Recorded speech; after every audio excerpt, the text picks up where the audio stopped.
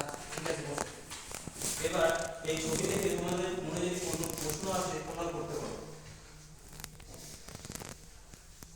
Sir এই বস্তুগুলির পুরো অংশ কি ধাতু দিয়ে? না, এই বস্তুগুলির মধ্যে সব সব বস্তুগুলির পুরো অংশ ধাতু দিয়ে তৈরি। এখানে তোমরা দেখতে পাচ্ছ ব্লেড, এইটা শুধুমাত্র পুরোটা ধাতু এবং এই পিচ এটা পুরোটা ধাতু তৈরি। বাকি সব বস্তুগুলোর মধ্যে কিছু কিছু করে অধাতুর অংশ থাকে। তো আমরা ধাতুগুলির চিহ্ন কিভাবে?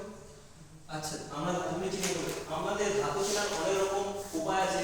যেমন আমরা ধাতু দেখতে পাবো, ধাতু বেশি চকচক করে, ধাতুকে পিটলে ঢং ঢং করে আওয়াজ হয় এবং ধাতু খুব তাড়াতাড়ি আগুনের সংস্পর্শে এসে গরম হয়ে যায়, অর্থাৎ ধাতু তোমরা বলতে যে ধাতুকে আমরা কি করে চিনব। এবার তোমরা এই ছবিটা দেখতে পাচ্ছ, এখানে দেখবে এই অংশটা বেশি চকচক করছে কিন্তু এই অংশটা অতটা চকচক করছে না। ঠিক আছে, এবার তোমরা দেখতে পাবে এই অংশটা হচ্ছে ধাতু এবং এই বাকি যে অংশ সেটা হচ্ছে প্লাস্টিক বা অধাতু। স্যার মানুষের প্রথম কাজের ধাতু কোন? মানুষের প্রথম কাজের ধাতু হচ্ছে তামা।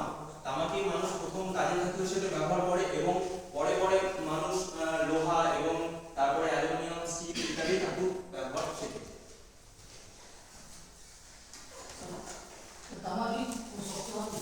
তামা শক্ত ঠিকই, কিন্তু তামা লোহার মতো অতটা শক্ত নয়। এর কারণে আমরা তামা দিয়ে ছোটখাটো জিনিস ইত্যাদি তৈরি করতে পারি, কিন্তু ভারী জিনিস বা ঢাল অস্ত্র এইসব জিনিস আমরা তামা দিয়ে তৈরি করতে পারবো না। খুবই ভালো প্রশ্ন।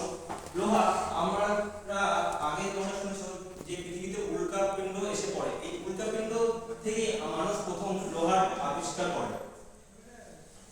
স্যার লোহা তৈরি কি জিনিসপত্র? লোহার তৈরি অনেক জিনিসপত্র আছে, তোমরা এই ক্লাসরুমে দেখতে পাবে। এই যে টেবিলের ইয়েগুলো, এগুলো আমরা লোহার তৈরি।